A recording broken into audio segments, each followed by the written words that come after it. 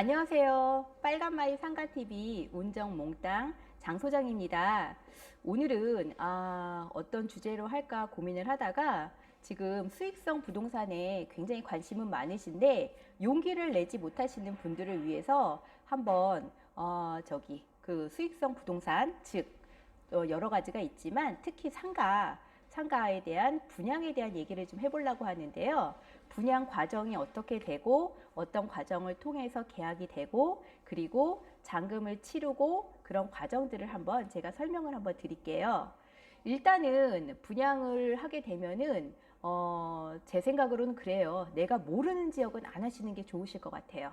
제가 잘 알고 있는 지역, 내가 살고 있는 지역, 내가 살았던 지역, 그 지역을 가보시면 내가 좋은 상가가 어딘지, 사람들의 유동이 어떻게 되는지 그런 부분에 대해서 알고 있잖아요. 그런 부분이 굉장히 중요하다고 생각합니다. 내가 모르는 지역은 계속 가서 그 지역이 유망해서 내가 투자를 하고 싶다 하면은 그 지역을 가가지고 계속 둘러보셔야 될 것 같아요.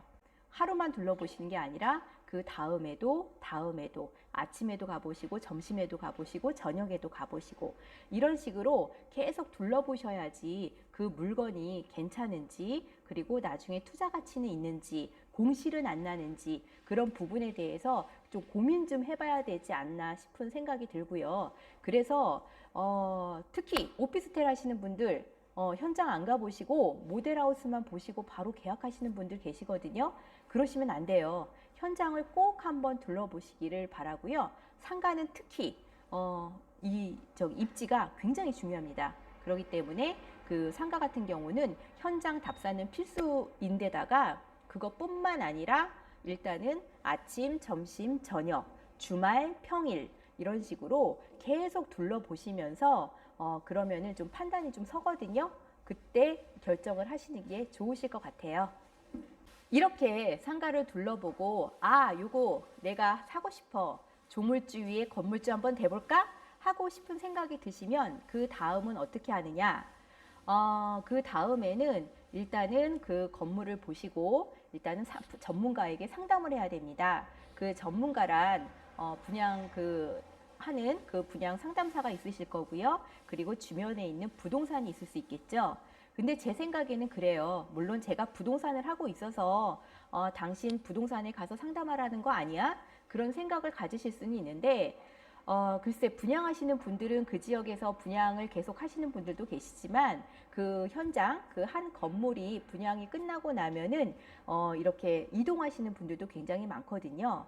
근데 부동산들은 어쨌거나 허가를 내 가지고 그리고 정식으로 이렇게 오픈을 해서 그 주변의 상황들을 말씀해 드리는 그런 상황이기 때문에 제 생각에는 저한테 오시란 얘기는 아니고 그 분양 상담사한테 분양 상담을 받으셨어도 주변 부동산을 한 번쯤은 더 가서 한 군데 아니라 두 군데 그 정도 이상은 한번 둘러보시면서 그 상황과 내가 투자하려고 하는 그 건물, 그 물건에 대한 그 분석을 한번 객관적인 입장에서 좀 들을 필요가 있지 않나 그런 생각이 듭니다. 이렇게 분양 상담을 받으셔서 나 저 건물 살 거야 하고 그런 판단이 들어서면은요. 그 다음에는 그 건물 시행하시는 시행사와 분양 계약서를 쓰게 됩니다. 그래서 분양 계약서를 쓰시고요. 그리고 이제 도장을 찍으시고 대부분의 여기 분양 상가는 운정 상가는 특히나 계약금이 20%가 들어가고요. 그리고 한 3개월 있다가 중도금이 또 20%가 들어갑니다. 그리고 그 건물 준공이 난 다음에 60% 그렇게 해서 100%가 되는 거고요. 제가 그 샀던 그 상가가 임대가 나가는 경우도 있고 임대가 안 맞춰진 경우도 있죠. 그래서 임대가 맞춰진 경우라면 그 내가 준비하는 자금이 그 보증금을 뺀 자금을 준비하시면 되고요. 임대가 만약에 안 맞춰진 상가라면은 일단은 잔금을 치러야 되기 때문에 그 보증금까지 계산을 하셔가지고 총 금액을 산출하면 되겠죠. 그러니까 계약금 20%, 중도금 20%, 잔금 60%. 근데 대부분 투자하시는 분들은 잔금 60% 중에서 대출을 많이 받으십니다. 대출을 많이 받으셔야지 수익률이 많이 나오거든요. 물론 현금 투자를 하시는 분도 계시지만 한 90% 이상의 분들이 대부분 대출을 많이 받으세요. 대출을 50%에서 60% 사이로 받으시는데 그 금리나 그리고 그 받으시는 그 프로테이지는 개인의 신용도에 따라 다 다르고 은행마다의 조건 때문에 다르기 때문에 정형화된 건 없어요. 그래서 대출을 받으시는 거는 한 총 분양 금액의 50% 정도라고 생각하시면 되고요. 50%에서 넘을 수도 있습니다. 근데 그 밑 아래는 거의 없어요. 50%는 기본적으로 가져갈 수 있다고 보시면 되는 거고요. 그래서 50% 대출을 받으시고 그 신용도에 따라서 금리가 조금씩 0.1에서 0.3% 정도 선에서 왔다 갔다 하니까 그거를 예상을 하시면 되겠습니다.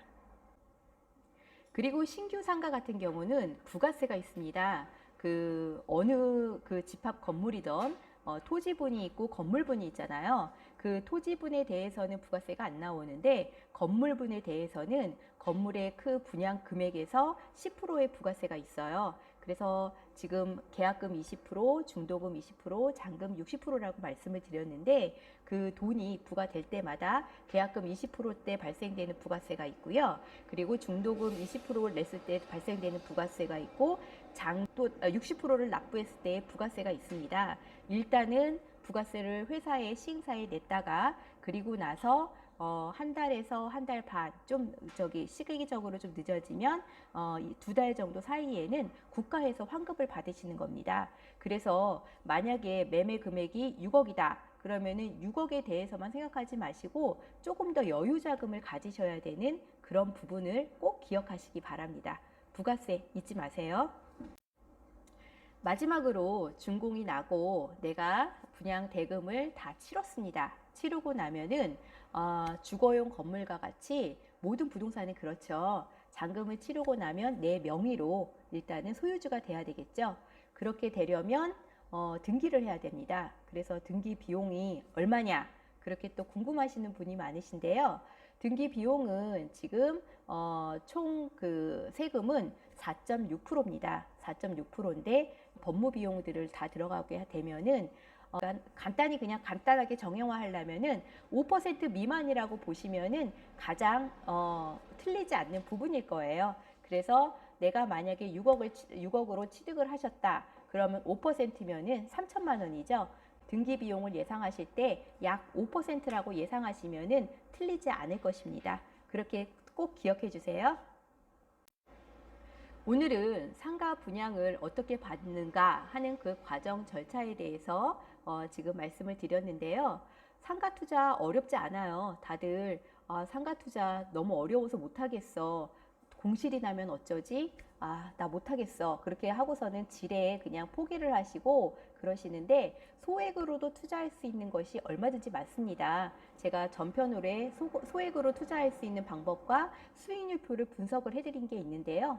앞으로도 소액 투자와 그리고 조금 더 괜찮은 추천할 만한 물건이 있으면 빨간마이 상가TV에서 발빠르게 가가지고 촬영해서 열심히 올릴 테니까요. 이 과정들 계속 시청해 주시고요. 그러고 구독과 좋아요 누르시는 거 잊지 마셔야 제가 힘을 내서 더 열심히 하겠죠. 오늘은 이 상가 투자를 어떻게 하는가 하는 거에 대한 분양을 어떻게 받는 거에 대한 전반적인 사항들을 한번 얘기해 봤습니다. 다음은 더 좋은 얘기로 또 찾아뵐 것을 약속드릴게요. 빨간마이 상가TV 운정몽땅 장소장이었습니다.